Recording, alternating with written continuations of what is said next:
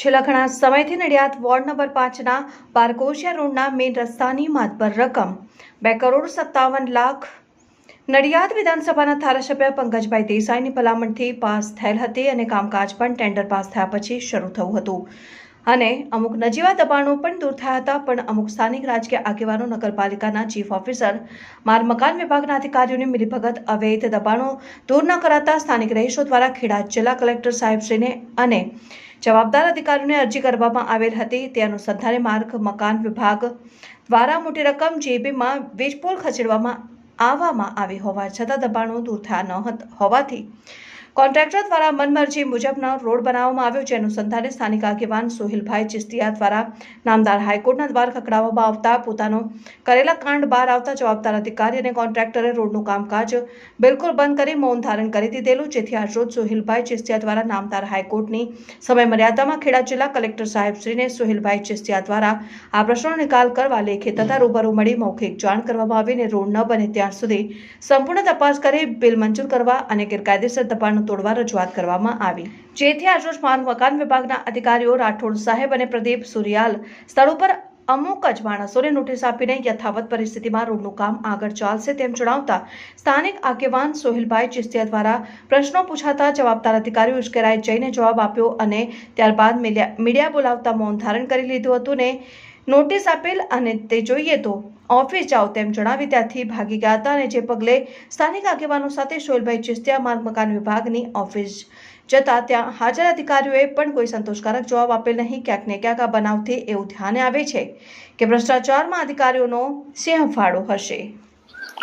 મારું નામ સોહિલ ચિસ્તિયા છે। અત્યારે અમે નડિયાદમાં આવેલા બારકોશિયા રોડ ઉપર ઉભા છે। 2 દિવસ પૂર્વે અમે કલેક્ટર સાહેબને જે રજૂઆત કરી હતી તેના અંતર્ગત ગઈકાલે જીઈબીના કર્મચારીઓ બારકોશિયા રોડ ઉપર આવ્યા હતા અને સ્થળ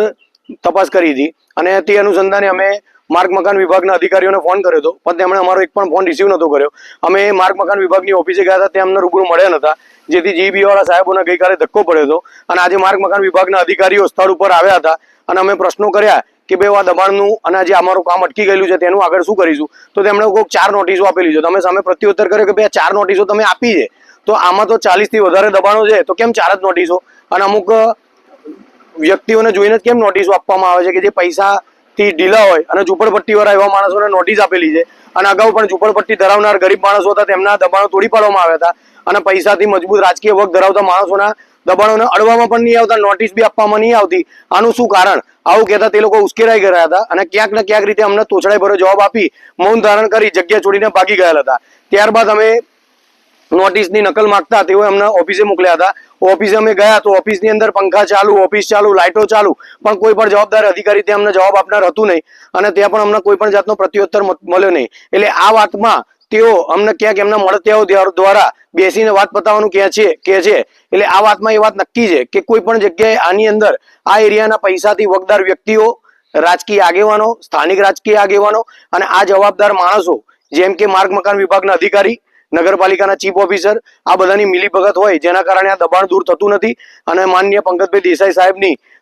ઘણી બધી જહેમત બાદ આઝાદી પછી 2,57,00,000 રૂપિયાની માતબર રકમથી આ જે રોડ પાસ થયો છે એ રોડની